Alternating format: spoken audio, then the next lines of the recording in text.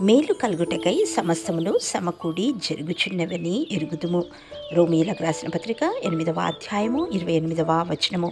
ప్రేమ వాత్సల్యపూర్ణుడైన మన పరమ తండ్రి తన బిడ్డలను వారి పరిస్థితులను బాగా ఎరుగును. ఆ మహోన్నతుడు హృదయాంతరంగములను చూచువాడు. ఆయన్ను ప్రేమించు వారికి మేలు జరగాలని సమస్తమును సమకూడి జరపనై ఉన్నాడు. మన ఎడల ఆ మహోన్నతునికి ఉన్నతమైన ఉద్దేశములను కలిగి ఉన్నాడు.